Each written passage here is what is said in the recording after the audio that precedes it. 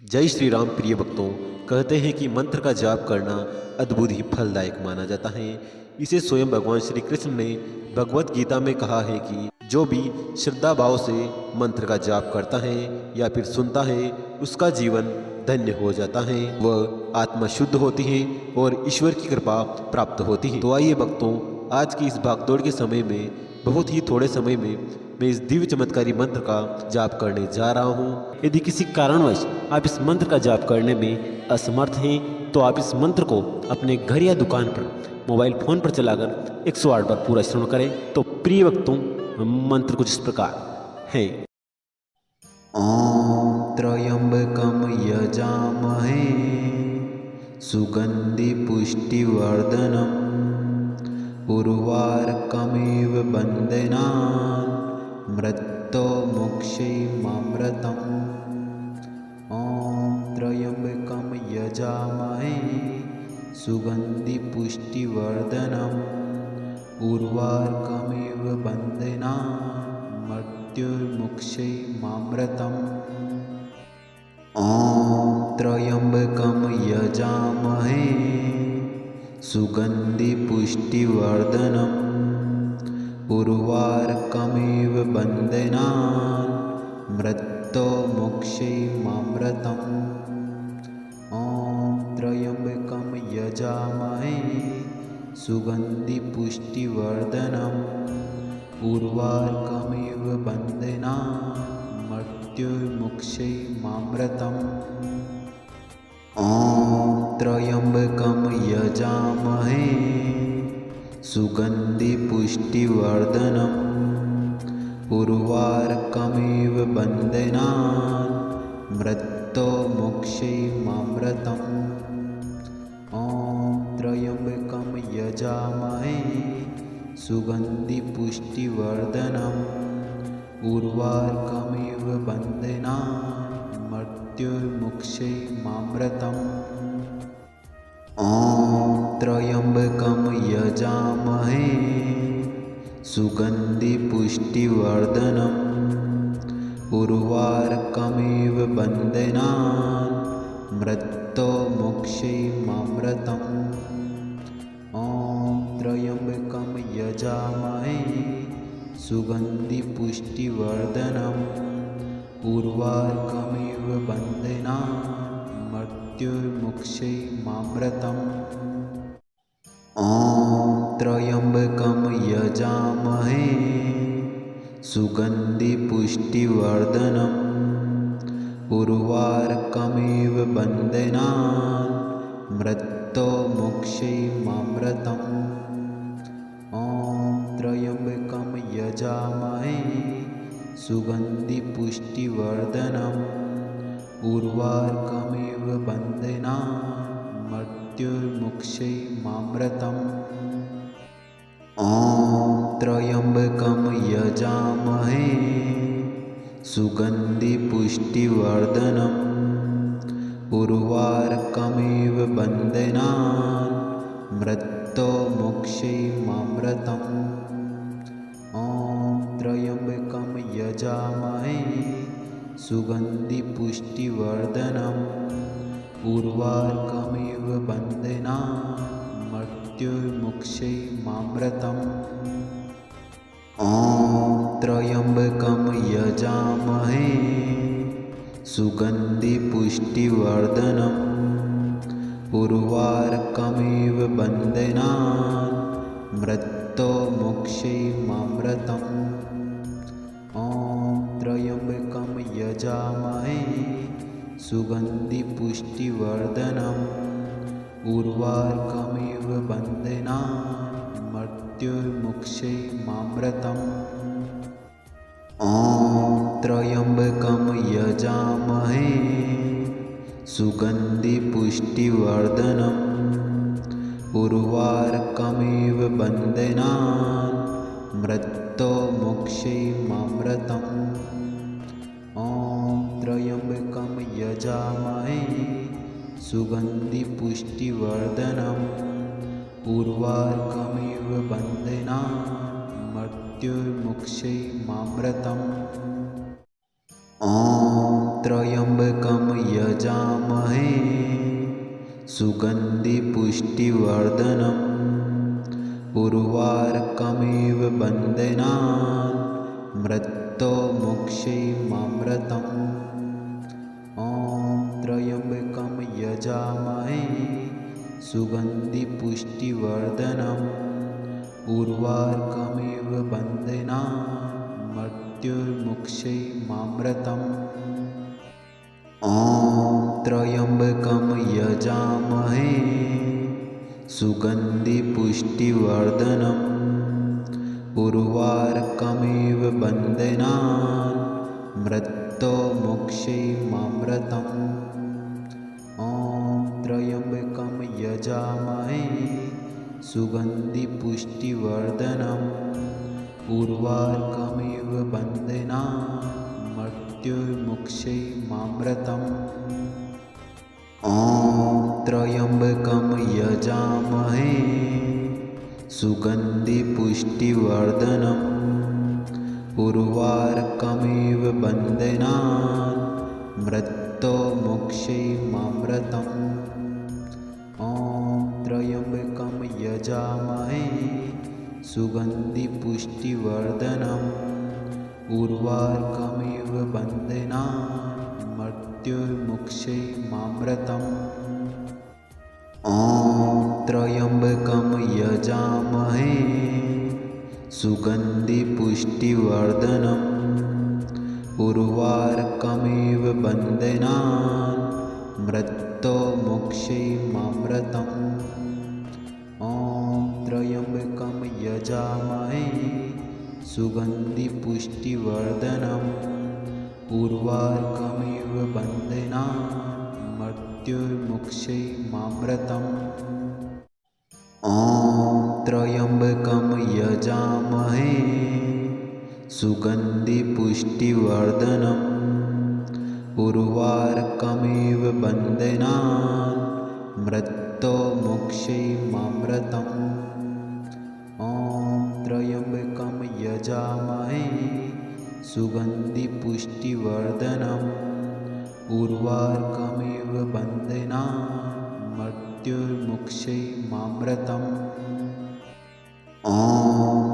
त्र्यम्बकं यजामहे सुगन्धिपुष्टिवर्धनम् उर्वारुकमिव बन्धनान् मृत्योर्मुक्षीयमामृतम् ॐ त्र्यम्बकं यजामहे सुगन्धिपुष्टिवर्धनम् उर्वारुकमिव बन्धनान् मृत्योर्मुक्षीयमामृतम् ॐ त्र्यम्बकं यजामहे सुगन्धिपुष्टिवर्धनम् उर्वारुकमिव बन्धनान् मृत्योर्मुक्षीयमामृतम् ॐ त्र्यम्बकं यजामहे सुगन्धिपुष्टिवर्धनम् उर्वारुकमिव बन्धनान् मृत्योर्मुक्षीयमामृतम् ॐ त्र्यम्बकं यजामहे सुगन्धिपुष्टिवर्धनम् उर्वारुकमिव बन्धनान् मृत्योर्मुक्षीयमामृतम् ॐ त्र्यम्बकं यजामहे सुगन्धिपुष्टिवर्धनम् उर्वारुकमिव बन्धनान् मृत्योर्मुक्षीयमामृतम् ॐ त्र्यम्बकं यजामहे सुगन्धिपुष्टिवर्धनम् उर्वारुकमिव बन्धनान् मृत्योर्मुक्षीयमामृतम् ॐ त्र्यम्बकं यजामहे सुगन्धिपुष्टिवर्धनम् उर्वारुकमिव बन्धनान् मृत्योर्मुक्षीयमामृतम् ॐ त्र्यम्बकं यजामहे सुगन्धिपुष्टिवर्धनम् उर्वारुकमिव बन्धनान् मृत्योर्मुक्षीयमामृतम् मृत्तो मोक्षैमामृतम् ॐ त्र्यम्बकं यजामहे सुगन्धिपुष्टिवर्धनम् उर्वारुकमिव बन्धनान् मृत्युर्मुक्षैमामृतम् ॐ त्र्यम्बकं यजामहे सुगन्धिपुष्टिवर्धनम् उर्वारुकमिव बन्धनान् मृत्युर्मुक्षैमामृतम् ॐ त्र्यम्बकं यजामहे सुगन्धिपुष्टिवर्धनम् उर्वारुकमिव बन्धनान् मृत्युर्मुक्षैमामृतम् ॐ त्र्यम्बकं यजामहे सुगन्धिपुष्टिवर्धनम् उर्वारुकमिव बन्धनान् मृत्युर्मुक्षैमामृतम् ॐ त्र्यम्बकं यजामहे सुगन्धिपुष्टिवर्धनम् उर्वारुकमिव बन्धनान् मृत्युर्मुक्षैमामृतम् ॐ त्र्यम्बकं यजामहे सुगन्धिपुष्टिवर्धनम् उर्वारुकमिव बन्धनान् मृत्युर्मुक्षैमामृतम् ॐ त्र्यम्बकं यजामहे सुगन्धिपुष्टिवर्धनम् उर्वारुकमिव बन्धनान् मृत्युर्मुक्षैमामृतम् ॐ त्र्यम्बकं यजामहे सुगन्धिपुष्टिवर्धनम् उर्वारुकमिव बन्धनान् मृत्युर्मुक्षैमामृतम् ॐ त्र्यम्बकं यजामहे सुगन्धिपुष्टिवर्धनम् उर्वारुकमिव बन्धनान् मृत्युर्मुक्षैमामृतम् ॐ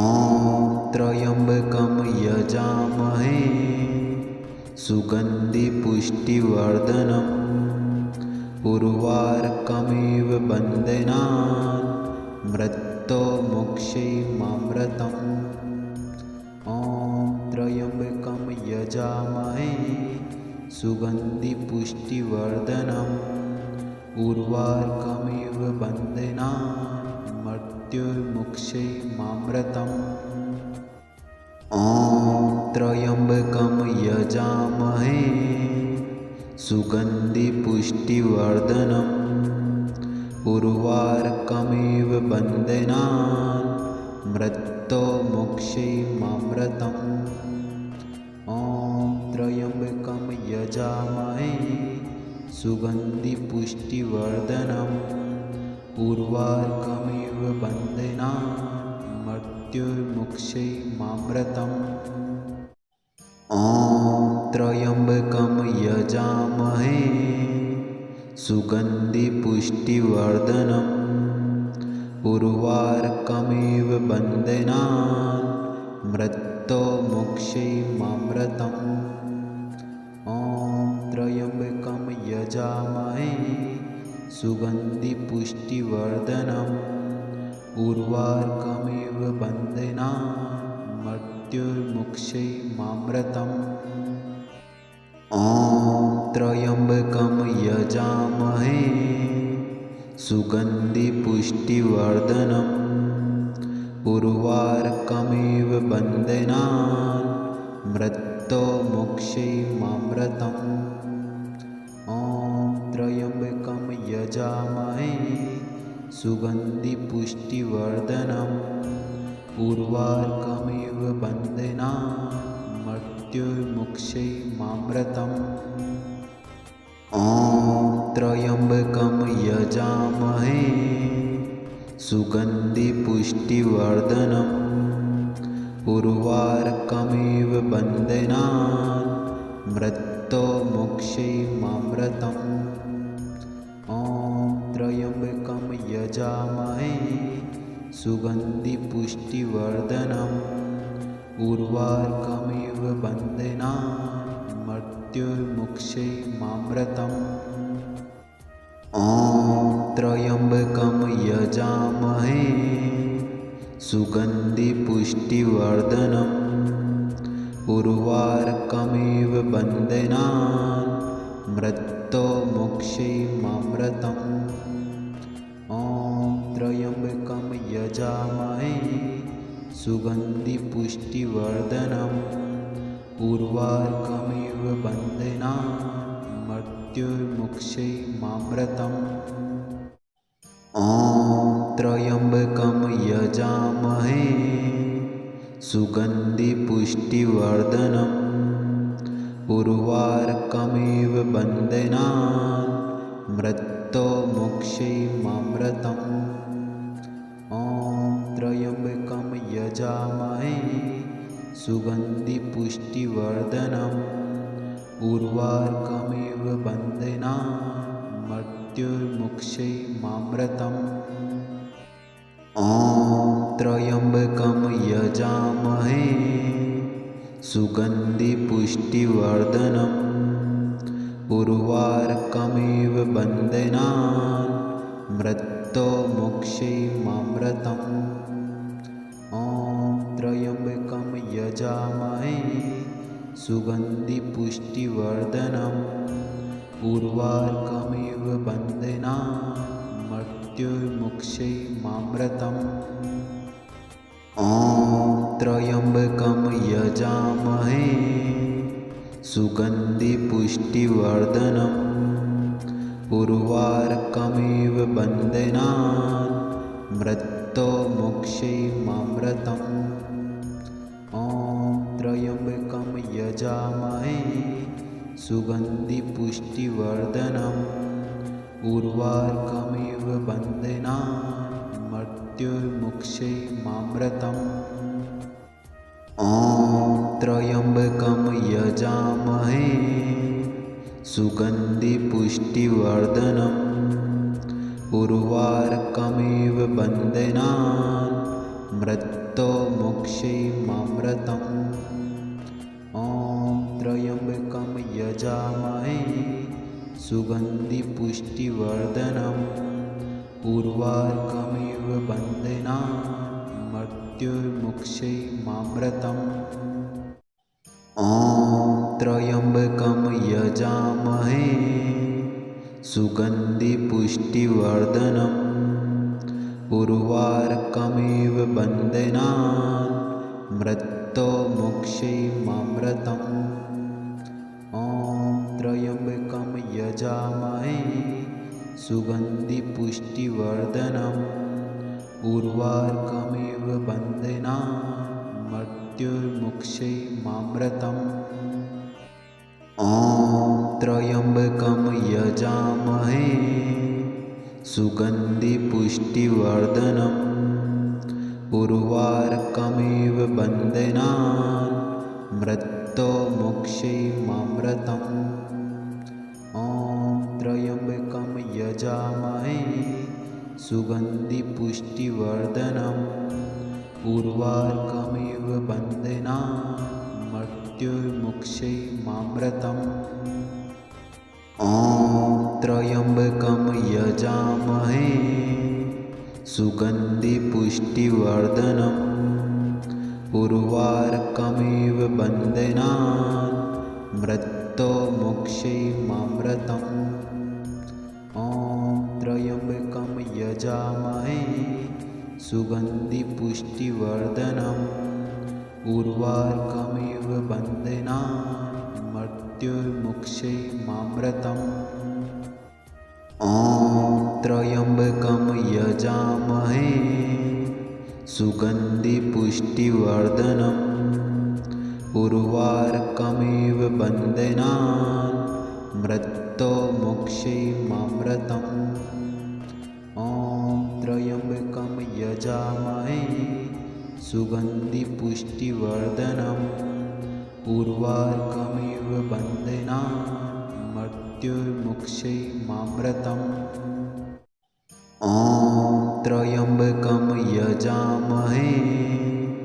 सुगन्धिपुष्टिवर्धनम् उर्वारुकमिव बन्धनान् मृत्योर्मुक्षैर्मामृतम् ॐ त्र्यम्बकं यजामहे सुगन्धिपुष्टिवर्धनम् उर्वारुकमिव बन्धनान् मृत्योर्मुक्षैर्मामृतम् ॐ त्र्यम्बकं यजामहे सुगन्धिपुष्टिवर्धनम् उर्वारुकमिव बन्धनान् मृत्योर्मुक्षैर्मामृतम् ॐ त्र्यम्बकं यजामहे सुगन्धिपुष्टिवर्धनम् उर्वारुकमिव बन्धनान् मृत्योर्मुक्षैर्मामृतम् ॐ त्र्यम्बकं यजामहे सुगन्धिपुष्टिवर्धनम् उर्वारुकमिव बन्धनान् मृत्योर्मुक्षैर्मामृतम् ॐ त्र्यम्बकं यजामहे सुगन्धिपुष्टिवर्धनम् उर्वारुकमिव बन्धनान् मृत्योर्मुक्षैर्मामृतम् ॐ त्र्यम्बकं यजामहे सुगन्धिपुष्टिवर्धनम् उर्वारुकमिव बन्धनान् मृत्योर्मुक्षैर्मामृतम् ॐ त्र्यम्बकं यजामहे सुगन्धिपुष्टिवर्धनम् उर्वारुकमिव बन्धनान् मृत्योर्मुक्षैर्मामृतम् ॐ त्र्यम्बकं यजामहे सुगन्धिपुष्टिवर्धनम् उर्वारुकमिव बन्धनान् मृत्योर्मुक्षैर्मामृतम् ॐ त्र्यम्बकं यजामहे सुगन्धिपुष्टिवर्धनम् उर्वारुकमिव बन्धनान् मृत्योर्मुक्षैर्मामृतम् ॐ त्र्यम्बकं यजामहे सुगन्धिपुष्टिवर्धनम् उर्वारुकमिव बन्धनान् मृत्योर्मुक्षैर्मामृतम् ॐ त्र्यम्बकं यजामहे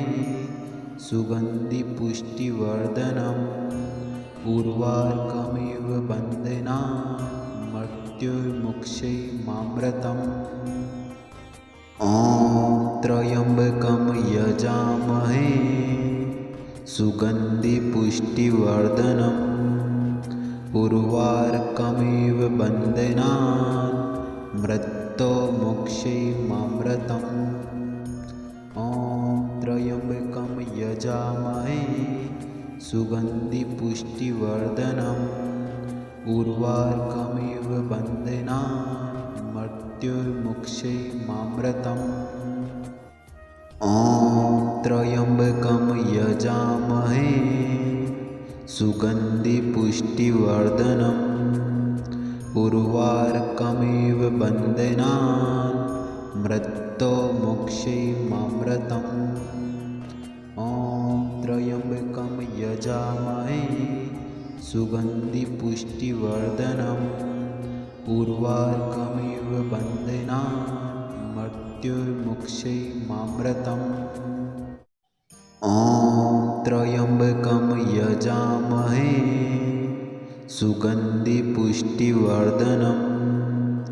उर्वारुकमिव बन्धनान् मृत्योर्मुक्षैर्मामृतम् ॐ त्र्यम्बकं यजामहे सुगन्धिपुष्टिवर्धनम् उर्वारुकमिव बन्धनान् मृत्योर्मुक्षैर्मामृतम् ॐ त्र्यम्बकं यजामहे सुगन्धिपुष्टिवर्धनम्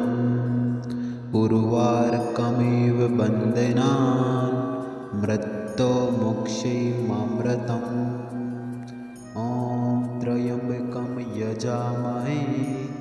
सुगन्धिपुष्टिवर्धनम् उर्वारुकमिव बन्धनान् मृत्युर्मुक्षैमामृतम् ॐ त्र्यम्बकं यजामहे सुगन्धिपुष्टिवर्धनम् उर्वारुकमिव बन्धनान् मृत्युर्मुक्षैमामृतम् ॐ त्र्यम्बकं यजामहे सुगन्धिपुष्टिवर्धनम् उर्वारुकमिव बन्धनान् मृत्युर्मुक्षैमामृतम् ॐ त्र्यम्बकं यजामहे सुगन्धिपुष्टिवर्धनम् उर्वारुकमिव बन्धनान् मृत्युर्मुक्षैमामृतम् ॐ त्र्यम्बकं यजामहे सुगन्धिपुष्टिवर्धनम् उर्वारुकमिव बन्धनान् मृत्युर्मुक्षैमामृतम् ॐ त्र्यम्बकं यजामहे सुगन्धिपुष्टिवर्धनम् उर्वारुकमिव बन्धनान् मृत्युर्मुक्षैमामृतम् ॐ त्र्यम्बकं यजामहे सुगन्धिपुष्टिवर्धनम् उर्वारुकमिव बन्धनान् मृत्युर्मुक्षैमामृतम् ॐ त्र्यम्बकं यजामहे सुगन्धिपुष्टिवर्धनम् उर्वारुकमिव बन्धनान् मृत्युर्मुक्षैमामृतम् ॐ त्र्यम्बकं यजामहे सुगन्धिपुष्टिवर्धनम् उर्वारुकमिव बन्धनान् मृत्युर्मुक्षैमामृतम् ॐ त्र्यम्बकं यजामहे सुगन्धिपुष्टिवर्धनम् उर्वारुकमिव बन्धनान् मृत्युर्मुक्षैमामृतम्